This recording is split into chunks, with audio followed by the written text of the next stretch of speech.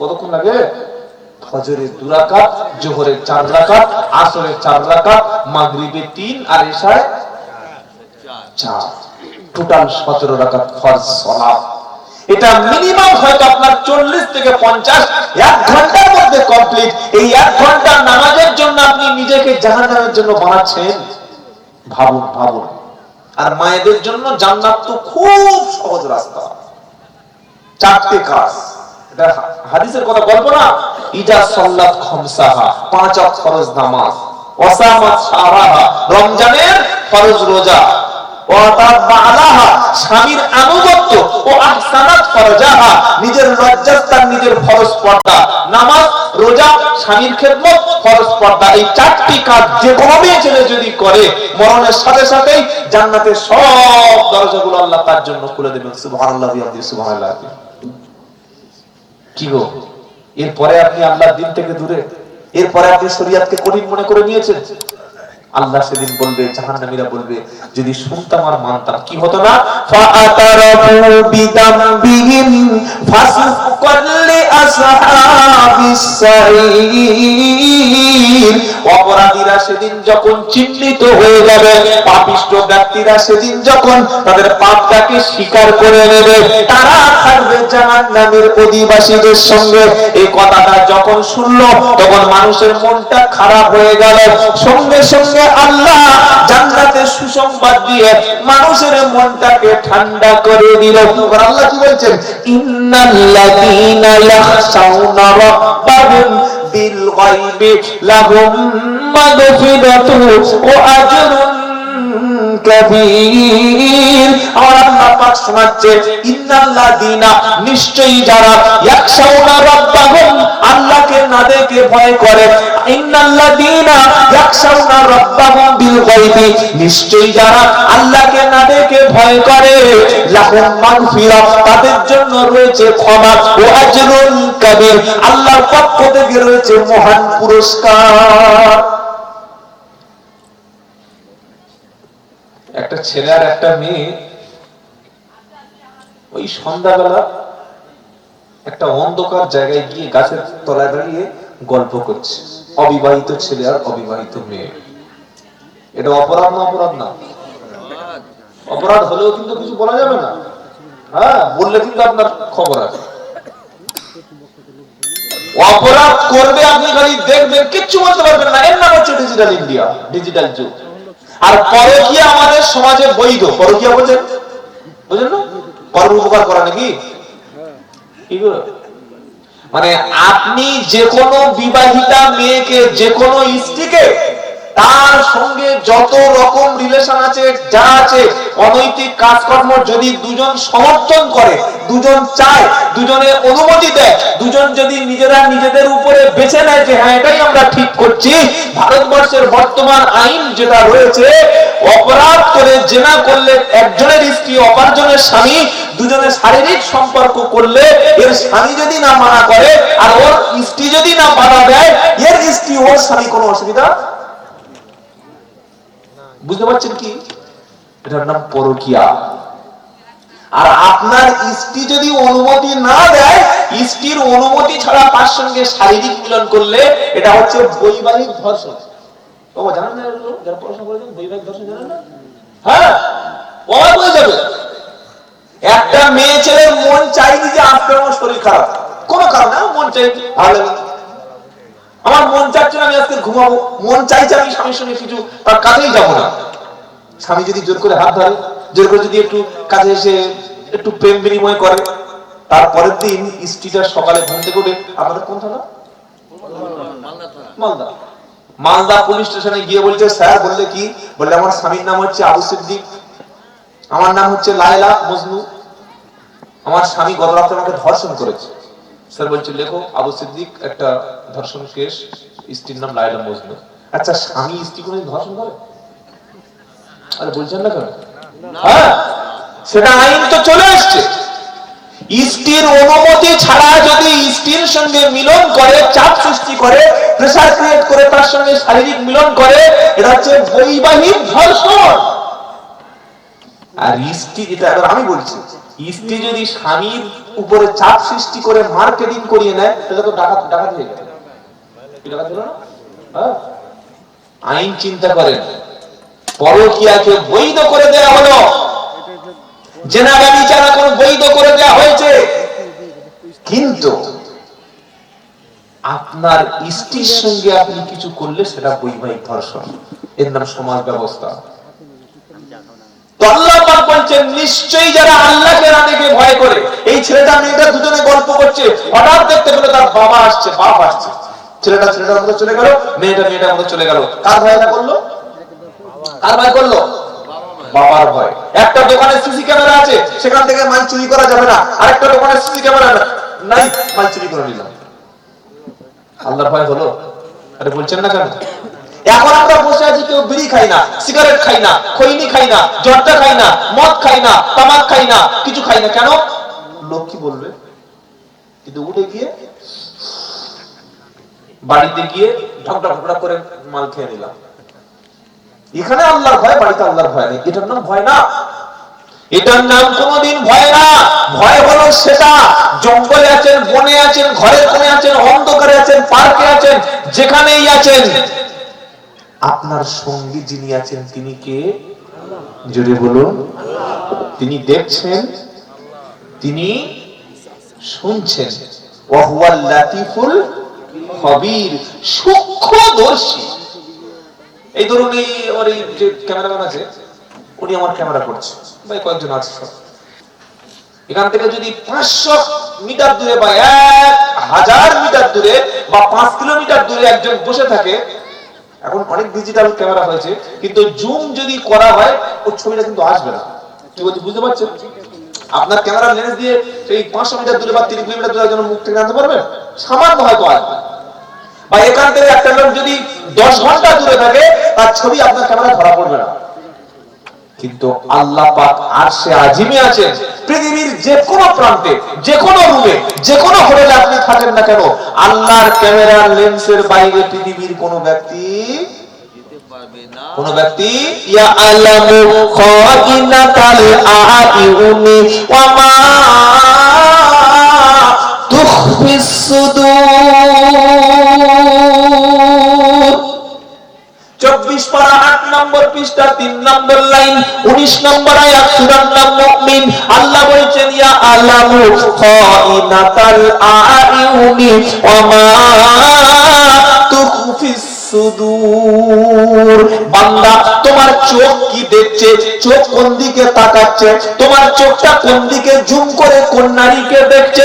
তোমার চোখের সাহায্য তুমি খারাপ দেখছো কিনা ভালো দেখছো, হালাল দেখছো কিনা হারাম দেখছো, ন্যায় দেখছো কিনা অন্যায় দেখছো, কি দেখার দরকার কি দেখছো?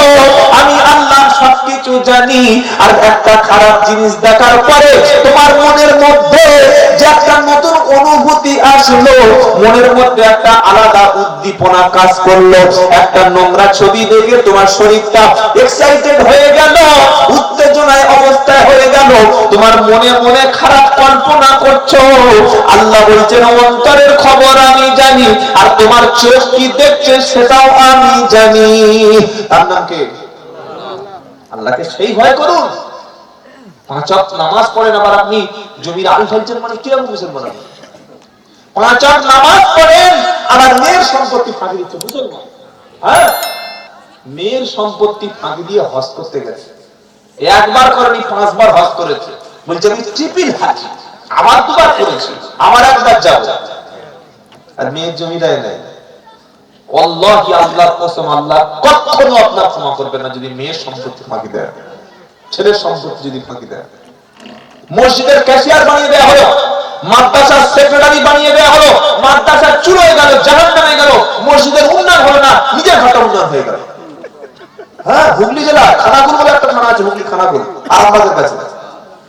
মসজিদের সেক্রেটারি মসজিদের 7 বিঘে জমি নিজের নামে দখল করে চাষ করে খাচ্ছে মুসলমান। শুনছেন আপনারা? তো সকলে বললো, ক্যাশিয়ার সাহেব মাদ্রাসার হিসাবটা দিন মসজিদের। বলে, আগের ক্যাশিয়ার হিসাব দিন, তোকে আমি দেবো। হোয়াট রিজনিং, কি যুক্তি দেখো, কি গো, আগের ক্যাশিয়ার হিসাব দিন, পরে আমি দেবো। চামড়া ছাড়িয়ে দেবে কবরে গেলে, চামড়া ছাড়াবে। এই জন্য বাবা যারা মসজিদ মাদ্রাসার ক্যাশিয়ার খুব হুঁশিয়ার, একটা টাকা যেন ভুল করে পকেটে না যায়। দরকার হয় পকেটের মাল জমা দাও, মসজিদের মাল খেও না, খুব বিপদ হবে।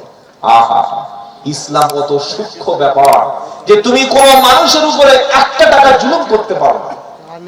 আর যারা রাজনৈতিক নেতা আছে বাবা, ঘর নেই, জল পড়ছে বর্ষাকালে, বৃষ্টিতে ত্রিপল খাটিয়ে বাচ্চা নিয়ে ঠক ঠক করে কাঁপছে গরিব মানুষ, ঘর আসেনি।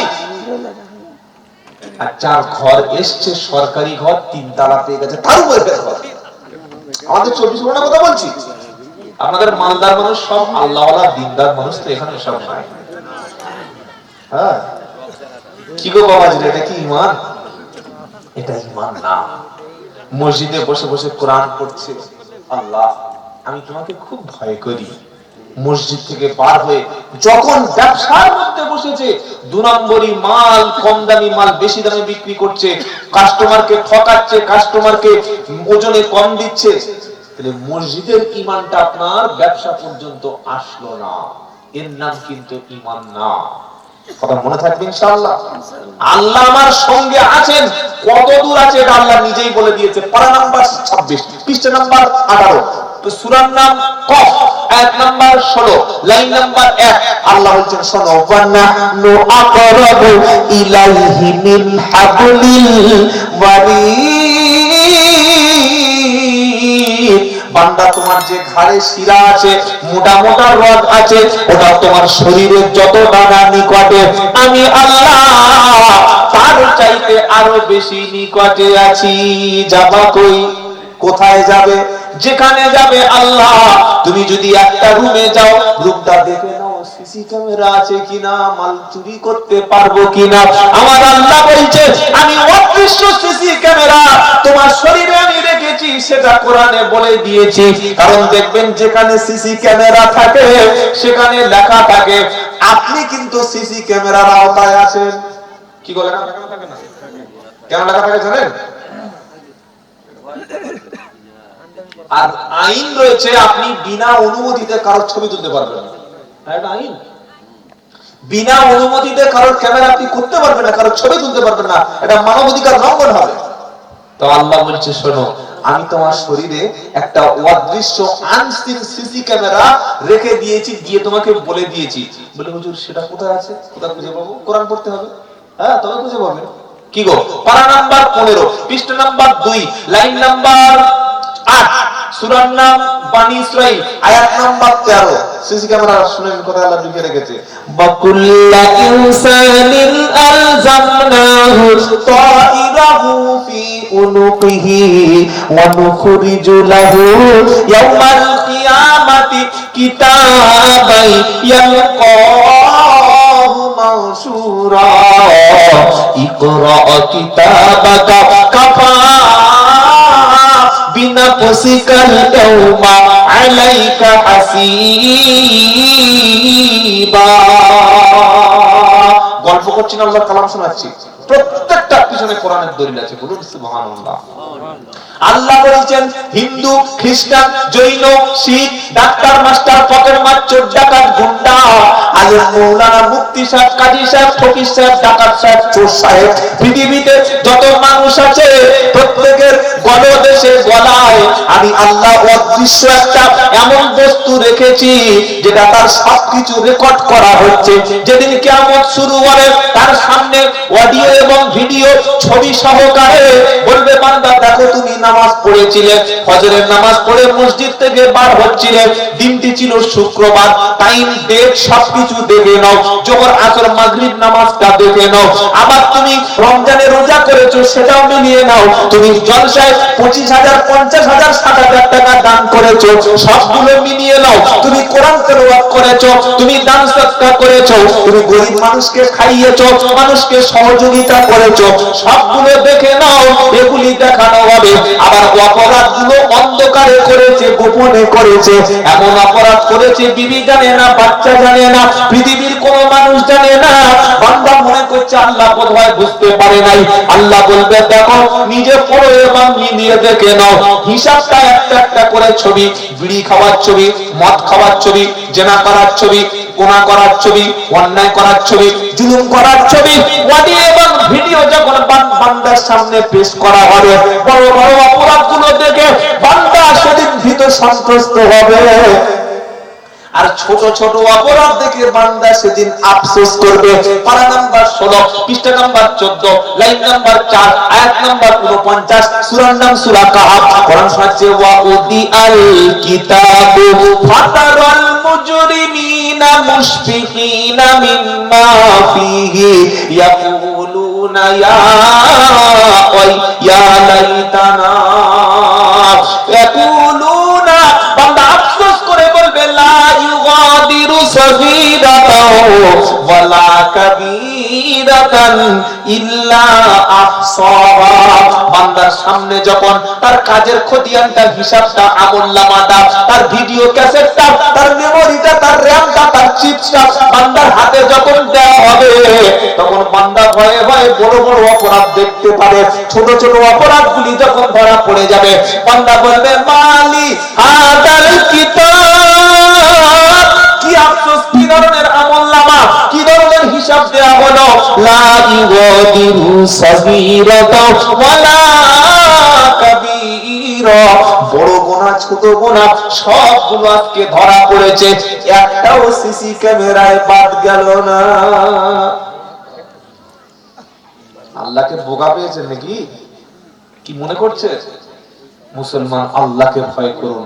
যেখানে আপনি যাবেন আল্লাহ আপনার কাছে, আল্লাহর দৃষ্টি থেকে আপনি চোখ ফেরাতে পারবেন না। আল্লাহ শুনছেন, আল্লাহ দেখছেন, এই ঈমান আপনার তৈরি করতে হবে। এই বিশ্বাস যখন কোন মুসলমান, আপনি যখন কারো বাড়ি কাজ করতে গেছেন, মিস্ত্রি ওই দেয়াল ঘাটছেন, বাড়িওয়ালা আপনার সামনে এরকম চুপচাপ দাঁড়িয়ে আছে, ভাঙিয়ে দিতে পারবেন? আরে বলছেন না কেন? না, এই কাজ কর, বাড়িওয়ালা দাঁড়িয়ে আছে। আর যেই চলে গেল ওই সমস্ত কিছু রেখে বসে বসে বসে বসে গল্প করছে। আবার যে এসছে লাভ দিয়ে উঠে কাজ করছে 5G গতিতে। মালিক সামনে থাকলে কাজের গতিটা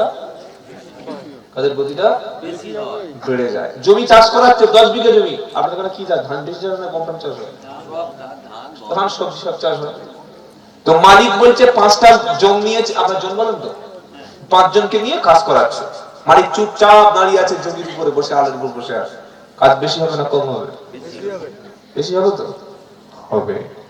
আপনার বাপ আপনার ঘাড়ের কাছে, মাথার কাছে চুপচাপ বাপ দাঁড়িয়ে আছে, আপনি খারাপ কাজ করতে পারবেন বাবার সামনে? না। ফোনে একটা নোংরা ছবি অন্ধকারে বসে বসে দেখছেন, একটা মেয়ের সঙ্গে চ্যাট করছেন, ফোনের মধ্যে অশ্লীল গান শুনছেন, বাপের সামনে, মায়ের সামনে, মুরব্বীদের সামনে করতে পারবেন? করার জন্য একটা পার্সোনাল ঘর লাগবে। কি গো, আপনার ছেলে বয়স হয়ে গেছে, দ্রুত বিয়ে দিন। আপনার মেয়ে উপযুক্ত হয়ে গেছে, বিয়ে দিন। তা না করে গ্রাজুয়েশন কমপ্লিট করেছে, এমএ কমপ্লিট করেছে, এমএসসি কমপ্লিট করেছে, বিকম কমপ্লিট করেছে, এমকম করেছে, বিটেক এমটেক করে একদম পুরো, একদম তরুণীটা পুরো একদম বয়স্ক হয়ে গেছে, তারপরেও মেয়ের বাপ ছেলে খুঁজছে, বলছে আমার চাকরিওয়ালা মাল চাই। কি ছেলে চাইছে? এখন আর চাকরিওয়ালা আছে নাকি? কোথায় চাকরি আছে আপনার? একদম খুব ভেরি রেয়ার, খুঁজেই পাওয়া যাবে না। তো চাকরিওয়ালা জামাই খুঁজতে খুঁজতে মেয়ের বয়স তখন 23 থেকে 24 হয়ে গেছে, মেয়ের চোখের তলায় কালো দাগ পড়ে গেছে। এবার জামাই পেয়েছে চাকরিওয়ালা। জামাইটার বয়স কত হতে পারে মোটামুটি? 45 কাকু, 45 কাকু। তখন মেয়েটা তার স্বামীকে শ্বশুর বলবে না স্বামী বলবে বুঝতে পারছে না। বিয়ে করতে এসছে, সব গোপগুলো ব্ল্যাক কালার করা, আর 1 সপ্তাহ পরে মালটা দেখি সব সাদা পার হয়ে গেছে। কি বুঝলে? এটা হচ্ছে ধোঁকা। তাই চুল কালার করবেন না, হারাম, জায়েজ না। এই যে যারা ব্ল্যাক করে, সুপার ভ্যাসমল বলেন, যা কিছু দিয়ে, এই যখন ঢুকলো সেলুনে একদম দাদু ঢুকলো, আর বার হচ্ছে পুরো কাকু, একদম কাঁচা বয়স, চুল কালো, গোঁফ কালো, এসব গুলো কালো। এটা হচ্ছে ধোঁকা। অনুরোধ করে বলছি, আপনার মেয়ে, আপনার ছেলে রাত 10টার পরে যখন বিছানায় ঘুমাতে যাবে, আমার নিজের ছেলে মেয়েদের সম্পর্কে আমি বলছি, বলা আছে, তারা অবশ্যই যেন স্মার্টফোন আমার ড্রয়ারে, আমার অফিসে, আমার রুমে, আমার লাইব্রেরিতে যেন জমা দিয়ে তবে তোমায়। আপনি কেন বলতে পারছেন না? একটা যুবক উপযুক্ত ছেলে স্মার্টফোন নিয়ে রাত্রেবেলা রাত কাটানো, একটা উপযুক্ত মেয়ে বয়সপ্রাপ্তা হয়ে যাওয়ার পরে বিয়ে ছাড়া, স্বামী ছাড়া স্মার্টফোনে অনলাইনে রাত কাটানো, মানে ওই মেয়ের চরিত্র যে কত নিকৃষ্ট হতে পারে আপনি বুঝতে পারবেন না। সারা রাত খালি ছেলেরা সালাম দিচ্ছে মেসেঞ্জারে, আসসালামু আলাইকুম, আসসালামু আলাইকুম, আসসালামু আলাইকুম। এত সালাম একটা মেয়ে পাচ্ছে, ইমাম সাহেব অত সালাম পায় না। জিনা, এর নাম হচ্ছে জিনা। কিয়ামতের পূর্বে নবী বলেছেন জিনাটা বিচার বেড়ে যাবে। খালি শরীরকে মিলিয়ে দিলে জিনা হয়? ফোনে কথা বলা, নারীকে উত্ত্যক্ত করা জিনা। চরিত্র আজকের আমাদের ছেলে মেয়েদের ধ্বংস করে দেওয়ার জন্য সরকার বিনামূল্যে সব দেবে, কিন্তু শিক্ষা দেবে না।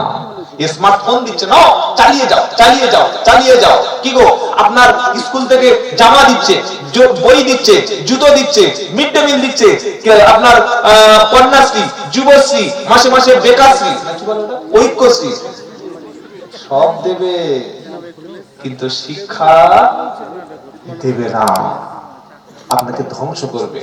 তাই আপনি বাপ হিসাবে, মা হিসাবে আপনার সন্তানের দায়িত্ব দিতে হবে নববরণ ইনশাআল্লাহ। কি করতে হবে? বাচ্চাকে প্রথমে যেটা দিতে হবে, আমার আগে মনে হয় ওই জমিতুল মাসায় ওলামা যিনি কথা বলছিলেন উনি বলে গেছে, আমি শুনছিলাম, তো এসছি তখন প্রায় 9টা। কোরআন শিক্ষা তোমার বলছিল না? হ্যাঁ, প্রত্যেকটা বাচ্চাকে আপনারা এই মসজিদের জন্য 50 দিয়েছেন একজন ভাই, 25 দিয়েছেন, 10 দিয়েছেন, আলহামদুলিল্লাহ, আমি খুব খুশি। আমি দোয়া করি প্রত্যেকের দানকে কবুল করুন। বিশ্বাস করুন, মসজিদে টাইলস বসিয়ে, মসজিদে এসি লাগিয়ে, মসজিদে সুন্দর ডেকোরেশন করে 15 লাখ 16 লাখ টাকা মিনার করে মহল্লার কোনো উন্নতি হবে না।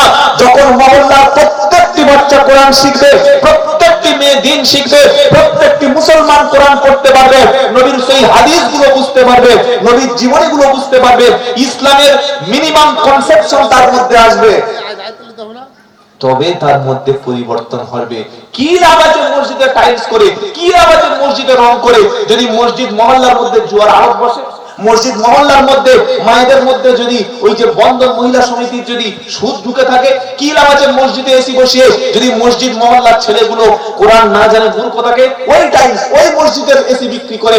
যোগ্য ইমাম, একজন ইমাম দিয়ে যদি না হয়, আরো 5 জন আলেম রাখুন, রেখে প্রত্যেকটি বাচ্চাকে সকাল বিকাল সন্ধ্যার পরে প্রত্যেকটি বাচ্চাকে মক্তব সিস্টেম চালু করে প্রতিদিন সকাল বিকাল আপনার মহল্লার মধ্যে, আপনার এলাকার মধ্যে একটা বাচ্চা যেন দ্বীন, ইসলাম, কোরআন শিক্ষা, দ্বীনের বেসিক শিক্ষা থেকে যেন মাহরুম, যেন বঞ্চিত না হয়। যদি হয়ে যায়, আপনি মসজিদ করে কোনো লাভ হবে না। এই মসজিদ স্পেনের মসজিদের মতো খ্রিস্টানরা তারা গির্জা বানাবে, হিন্দুরা তারা মন্দির বানাবেই বানাবে, এই মসজিদ অবশ্যই বানাবে। আর বানানোর জন্য সে আইন নিয়ে চলে এসছে। হ্যাঁ, বানাবে, বানাবেই। আর এর জন্য দায়ী হচ্ছে একদল গদ্দার মুনাফিক মুসলমান। কদিন আগে আপনারা শুনেছেন নিশ্চয়ই, যারা একটু পেপার পত্রিকা পড়েন, ওই যে আজমিরের খাজা মঈনুদ্দিন চিশতি আছে না, আল্লাহওয়ালা একজন মানুষ ছিলেন, তার অনেক মেহনত ছিল, বিশেষ করে দাওয়াতের ব্যাপারে। ওই আজমিরের মাজারে তো শিরক হচ্ছে, ঈমান নষ্ট হচ্ছে। মাজারের যারা ওই মানে মুতাআল্লি যারা, যখন ওয়াকাফ বোর্ডের জেপিসি, যে আপনার তদন্ত সংস্থা, যে কতটা সম্পত্তি এই এলাকায় আছে, সার্ভে করতে যায়, তখন ওয়াকাফ সম্পত্তি যারা সার্ভে করছিল, আজমিরের মাজারের রক্ষক যারা, তারা এই বিলকে সমর্থন করেছিল। আপনারা পত্রিকা দেখেছেন নিশ্চয়ই, তখন সমর্থন করেছিল, বলে না না হোক, অসুবিধা নাই। আর যখন ওদের মাজারের মধ্যে যখন বললো শিবলিঙ্গ আছে, এইবার তখন সব ঘুম হারাম হয়ে গেছে। হ্যাঁ, শোনেন নাই? যত শিবের লিঙ্গ সব মসজিদের মধ্যে লিঙ্গ আছে। কত লিঙ্গ আছে আল্লাহ জানে। কি বুঝলেন? সব মসজিদে তোরা খালি লিঙ্গ বার হচ্ছে। আল্লাহু আকবার, কি দিন আসছে সামনে আপনি খবর। বিশ্বের সমস্ত কুফরি শক্তি এক, সবাই এক। আমরা ইমানদাররা এখনো হাজারো দল। কি গো, কাদরিয়া, চিশতিয়া, দেওবন্দিয়া, বেরেলি, হানাফি, শাফি, মালিকি, হাম্বলি, কি সর্বনাশ। ইমাম সাহেব নামাজ পড়াতে এসছে, ইমামের একটা ভুল হতে পারে, এই ভুলটা ধরিয়ে দেবে আলেমরা। সাধারণ মানুষ মিটিং থেকে ইমামকে মসজিদ থেকে বার করে দিচ্ছে। অথচ যে বার করছে তার কোরআন পড়া জানে না। এখনো পর্যন্ত আমাদের মুসলমানদের মধ্যে ইয়া নবী সালামু আলাইকা এই নিয়ে মারামারি হচ্ছে না ভাই? আরে শুধু মারামারি না, বাংলাদেশে বাস হচ্ছে, বাস তথ্য প্রমাণ দিয়ে আর্গুমেন্ট করা হচ্ছে যেটা করা চলবে না, চলবে না। আর কি হচ্ছে শুনবেন? মরে গেছে লোকটা, তার আমল সব শেষ হয়ে গেছে, এবার সেটা আমল করেছে সেই অনুযায়ী ফল পাবে। তবে তিনটি কাজ মরণের পরেও কবরে সওয়াব পাওয়া যায়, এটা মুসলিম শরীফের সহিহ হাদিস আছে। এক, মসজিদ মাদ্রাসা সদকা জারিয়া করে দেওয়া। দুই, কোন মানুষকে যদি উপকারী ইলম শিক্ষা দিয়ে যায়। তিন, নেককার পরেশগার যদি একটা দোয়া করার মতো সন্তান রেখে যায়, কবরে সওয়াব পাবে। এবার 40 দিনে গরু জবাই করতে হবে, পাড়ার লোককে খাওয়াতে হবে, মরণের পরে মৃতর উদ্দেশ্য করে ভোজ করতে হবে, যেটার নাম হচ্ছে খানা। কি নাম বললাম? হ্যাঁ, ভোজ, খানা। খানা আমাদের 24 ঘন্টা বলে খানা, খানা। কি গো, খা না, খাচ্ছা বলছে না। তো যাই হোক, এই খানাটা চলবে না, চলবে না, এই নিয়ে মুসলমান বাংলাদেশের মধ্যে তর্ক। কি তর্ক? একদল বলছে চলবে, এতটা কিতাব আছে, এতটা কিতাব, উর্দু আরবি মোটামুটি ফার্সি মিলিয়ে এতটা কিতাব চলে। আর যারা বলছে চলবে না, তারা আবার এতটা কিতাব চলবে। শুনতে পাচ্ছেন কি বললাম? একদল বলছে আমি একদম আস্তে বলতে হবে, জোরে বলা যাবে না, বললে বলতে পারবো না। আর তো বলছে না, জোরে বলতেই হবে। এই যে বাড়াবাড়ি আর এইগুলো কেন হবে বলে? খবরদার, ছোট্ট ছোট্ট বিষয় নিয়ে আমরা যেন ঝামেলা না করি। আমাদের টার্গেট থাকবে আমরা নামাজি বানাবো। আমাদের মুসলমান ঘরের মায়েরা শিরক করে মুশরিক হয়ে যাচ্ছে। মাজারে মান্নত করা, আল্লাহ ছাড়া কারোর নামে শপথ করা, বাচ্চার কপালে টিপ দিচ্ছে, দিয়ে বলছে এই টিপ থাকলে কালো কপালে আমার বাচ্চাটা ক্ষতির হাত থেকে বেঁচে যাবে। মুশরিক না? মুশরিক না? বৌমা আসার পর থেকে একটু সংসারে উন্নতি বেড়েছে, আমার শাশুড়ি বলছে আমার বৌমাটা লক্ষ্মী সোনা, লক্ষ্মী সোনা, লক্ষ্মী সোনা। শিরক করলো, মুশরিক হয়ে গেল। বরকত দেওয়ার মালিককে, রুজি বাড়ানোর মালিককে। তাহলে বৌমাটা আসার পরে সংসারে উন্নতি হয়েছে, লক্ষ্মী সোনা, মা লক্ষ্মী, সঙ্গে সঙ্গে ইমান শেষ। ওষুধ খেলো, ওষুধ খেয়ে বলছে ডাক্তারটা একদম পারফেক্ট ডাক্তার। কোথায় ছিল? ওহ, তুমি ছিলে বলে আমি বেঁচে আছি, তাহলে মারা যেতাম। ইমান থাকবে? তাবিজ এইরকম মোটা তাবিজ, কোমরে একটা, হাতে একটা, এ হাতে একটা, গলায় একটা, আর কোথায় আছে আল্লাহ জানে। কি বুঝলেন? তাবিজ বেঁধে বলছে আমার এলাকায় একজন, আমার মসজিদে প্রচুর ঝামেলা হচ্ছে একটা লোকের সাথে, বলছে আল্লাহর কসম এই যে গলায় তাবিজ আছে না, এই তাবিজটা যেদিন গলায় দিয়েছি সেদিন থেকে আল্লাহ আমার প্রচুর পয়সা দিয়েছে। তাবিজ এত বড় বিশ্বাসের তাবিজ গলায় দিয়েছি, বরকত হবে না? তাবিজ যদি গলায় দিলে বরকত হয়, তাহলে ইমাম সাহেবরা সবচাইতে গরিব কেন ভাই? কি গো? হ্যাঁ, ইমাম সাহেবদের ঘরে তো মসজিদে কোরআন শরীফ বরকত হচ্ছে না। এইগুলো ঈমান নষ্ট হবে। কোন মুসলমান যদি মনে করে পীরের হাত আমার মাথায় আছে, পীরের দোয়া আমার সাথে আছে, কোথাও গিয়ে আমার কেউ ক্ষতি করতে পারবে, আটকাতে পারবে না, ঈমান থাকবে? পৃথিবীর শ্রেষ্ঠ কিতাব হচ্ছে কোরআন, যালিকাল কিতাবু লা রাইবা ফি, যার মধ্যে সন্দেহ নাই, বৈপরীত্য নাই, ভুল নাই, পরস্পর বিরোধী নাই, বৈষম্য নাই, পারফেক্ট সলিড কিতাব আল্লাহর পক্ষ থেকে। কোন ব্যক্তি যদি মনে করে আমার হুজুর বা আমার উস্তাদ বা আমার শায়েখ বা আমার পীর সাহেব বা আমার মুরব্বি যা বলছে তাই ঠিক, এর বাইরে কিছু নাই, এটাই যা বলবে ঠিক, এটাই মানতে হবে, এর বাইরে মানব না, এটা তো কোরআনের মতো অ্যাডমিনিস্ট্রেট করে দিল। খবরদার, ঈমান নষ্ট করো না। তাহলে এখন আমাদের টার্গেট হলো কি? শিক্ষার ব্যাপারে মানুষকে সচেতন করা। মসজিদ থেকে শিক্ষামূলক কাজ গ্রহণ হবে, মসজিদ মানুষের পাশে দাঁড়াবে। আজকের মুসলিম মহল্লা একটা মেয়ের বিয়ে হচ্ছে না, ওই মুসলিম মাটা যখন পাড়ায় ভিক্ষা করবে, মা গো আমার 2 টাকা দাও, আমার বাচ্চা বিয়ে দেবো, আমার মেয়েটা বিয়ে দেবো, এটা দেখে তো চোখে জল আসবে যে মুসলিম মহিলা আমার পাড়ায় ভিক্ষা কেন করবে। আমি মসজিদ থেকে তার পাশে দাঁড়াবো। পাড়ায় একটা মেরিটোরিয়াস স্টুডেন্ট আছে, তার উদ্দেশ্য আমি বড় ডাক্তার হবো, আমি আইপিএস অফিসার হবো, আমি একটা ডব্লিউবিসিএস অফিসার হবো, কিংবা আমি একটা বিএলআর বিডিও হবো, আমি একটা ডিএম হবো, ডিস্ট্রিক্ট ম্যাজিস্ট্রেট হবো, তার স্বপ্ন, তার কাছে টাকা নাই, তার কাছে সীমিত পয়সা আছে। আমরা মসজিদ থেকে, মহল্লা থেকে টাকা তুলে এইরকম একটা ছাত্রকে আমরা সহযোগিতা করব, তাকে বড় একটা বিশাল অফিসার বানাবো, একটা বড় আইনজীবী বানাবো, একটা বড় আইপিএস অফিসার বানাবো। তার দ্বারায় শুধু মুসলিম না, সংখ্যালঘু মাইনরিটি কমিউনিটির উন্নতি, তাদের ডেভেলপ হবে। বলুন সুবহানাল্লাহ।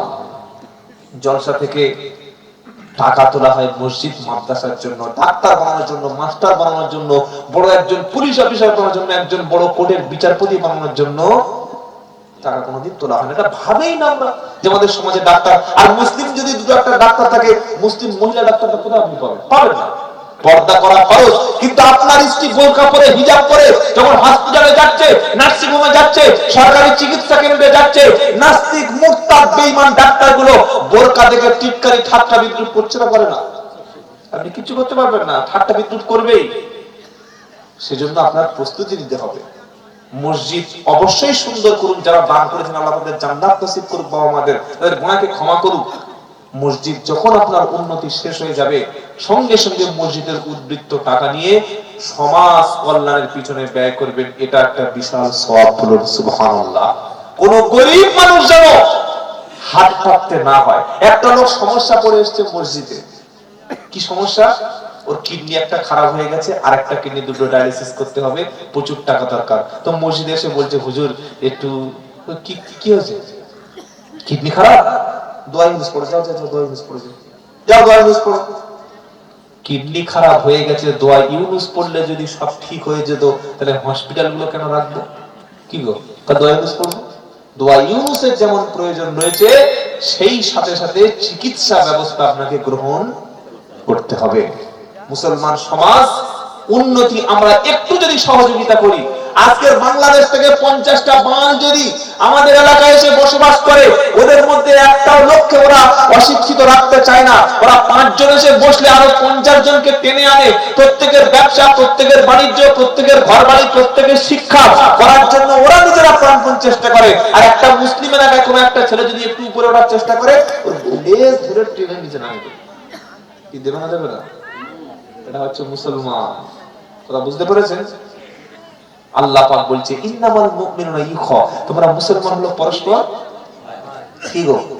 ওয়া ইন তাইফাতানি মিনাল মুমিনিনা ইকতাতালু ফাআসলিহু বাইনাহুমা।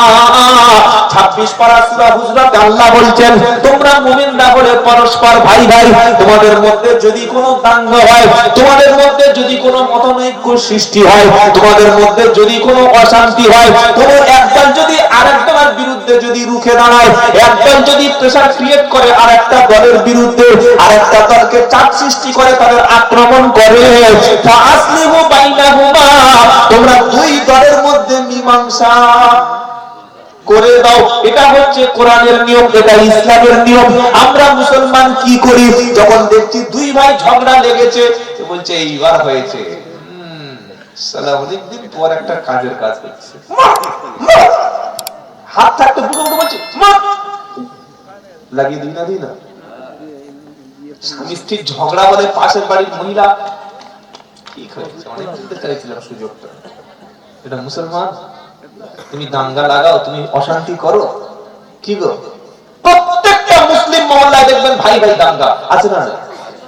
বাপদাদাতে অশান্তি, ভাই বড় ভাই পারে, ছোট ভাই পারে, মাঝখানে এত উঁচু পাঁচিল তুলেছে যেন চীনের পাঁচিল দিয়েছে, চীনের পাঁচিল। কেন? আল্লাহ বলেছে না, ইন্নামাল মুমিনুনা ইখওয়া, মুসলমান মুসলমান ভাই ভাই।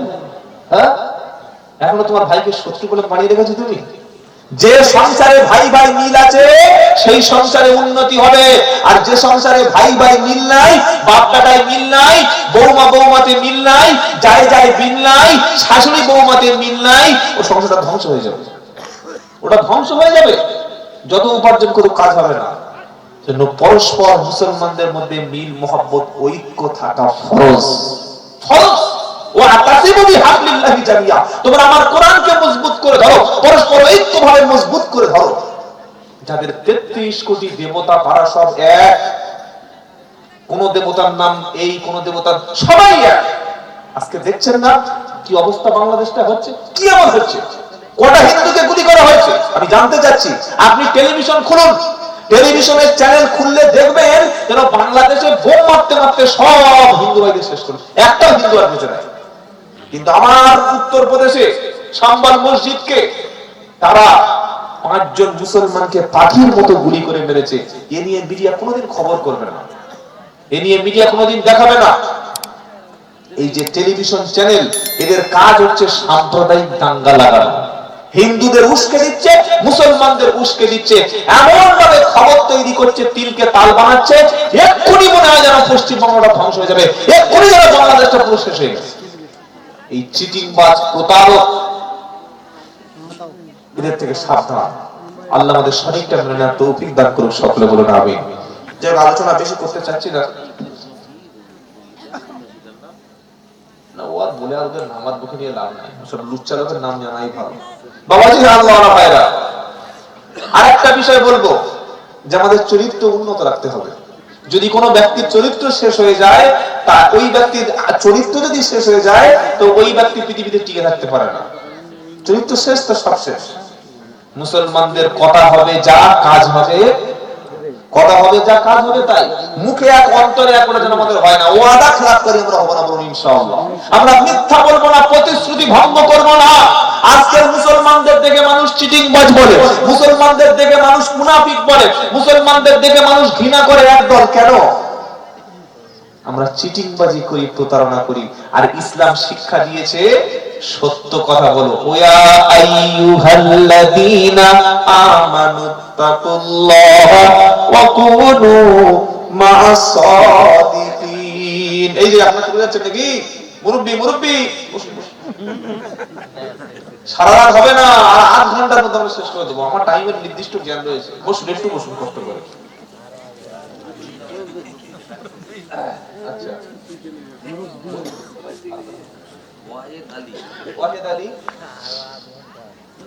ওয়াহেদ আলী, আমিরুল, ইসমাইল, পুলিশ। মানে পুলিশ কি টাইটেল নেই, সত্যিকারের প্রফেশনাল। বাবাজিরা আল্লাহ ভাইরা, তাহলে কি শোনাচ্ছিলাম? যেখানে জান্নাতের কথা সেখানে জাহান্নামের কথা। ইন্নাল্লাযীনা ইয়াখশাউনা, তাহলে একটা আয়াতের উপর আমল করুন। ইন্নাল্লাযীনা ইয়াখশাউনা রাব্বাহুম বিল গায়বি লাহুম মাগফিরাতু ওয়া আজরুন কবীর।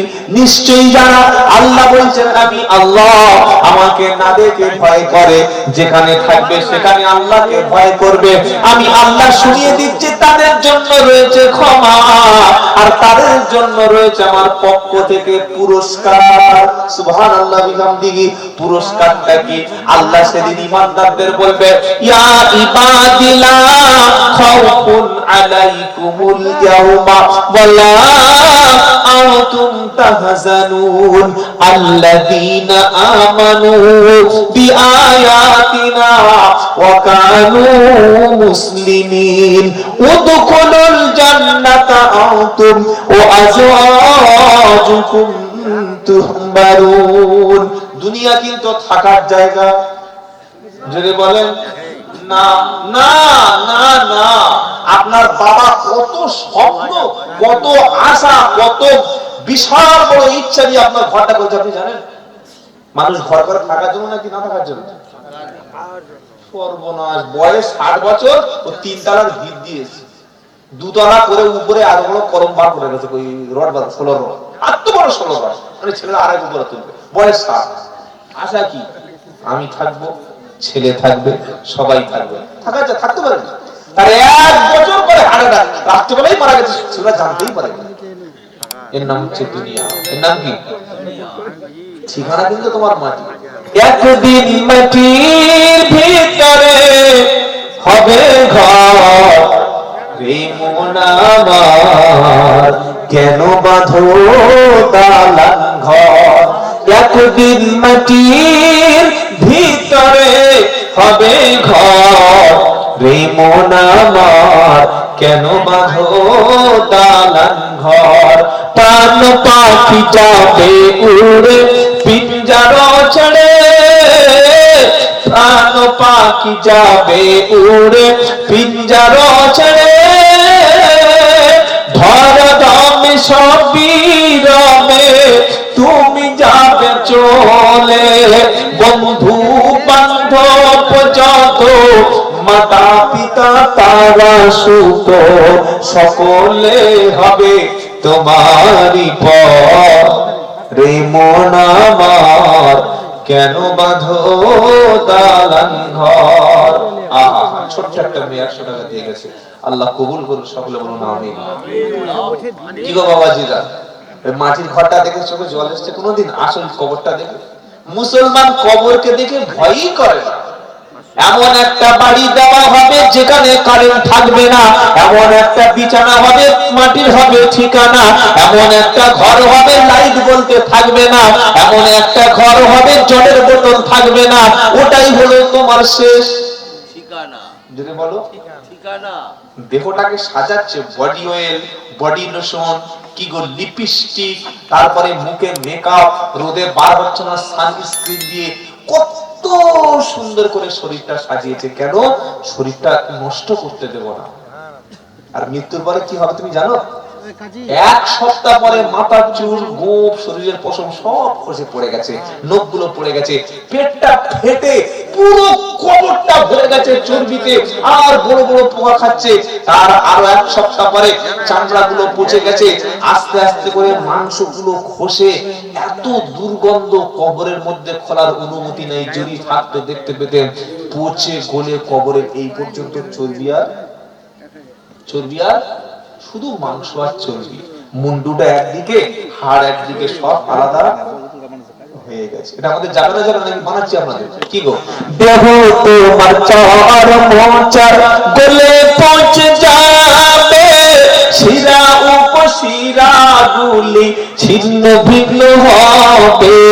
দেহ তোমার চার মোচার গলে পৌঁছে যাবে, শিরা উপশিরা গুলি ছিন্ন ভিন্ন হবে। মুন্ডু মেরুদণ্ড সবই হবে খণ্ড খণ্ড, মুন্ডু মেরুদণ্ড সবই হবে খণ্ড খণ্ড। মাটিতে পড়ে রবে সব, রে মন আমার কেন বাঁধো দালান ঘর। একদিন মাটির ভিতরে হবে ঘর, রে মন আমার। কি নাম? নাম কি গো? বিনা নামে। মাশাআল্লাহ, নারে তাকবীর। বিনা নামে, কিন্তু নাম কে জানে? নাম আল্লাহ জানে নাকি? কেউ যেটা জানে না সেটা জানে কে? জরুর আল্লাহ। কেউ যেটা দেখে না সেটা দেখে কে? আল্লাহ। যিনি 1,500 টাকা দিয়েছেন তার দানটাকে কবুল করুন। আল্লাহ তার উত্তম জাযা ফিদ দুনিয়া ওয়াল আখিরাত, দুনিয়া এবং আখিরাতে উত্তম জাযা দান করুন। সকলে বলুন আমিন। বাবাজিরা, আল্লাহ ভাইরা, জ্ঞানী জনেরা, সুধী মানুষেরা, চলে যাওয়ার আগে একটু আমরা দান করে যাই মসজিদের জন্য। শেষ আর বেশিক্ষণ কথা নয়, 1টা বেজে গেছে, আমরা বেশিক্ষণ কথা বলবো না। যে কয়জনকে ডাকা হলো আপনারা কমপক্ষে একটু দেখাও করে গিয়ে মৌলানা সাহেবের সঙ্গে একটু হাত মিলিয়ে গেলে ভালো হয়। ওয়ারেদ আলী, ইসমাইল আলী পুলিশ।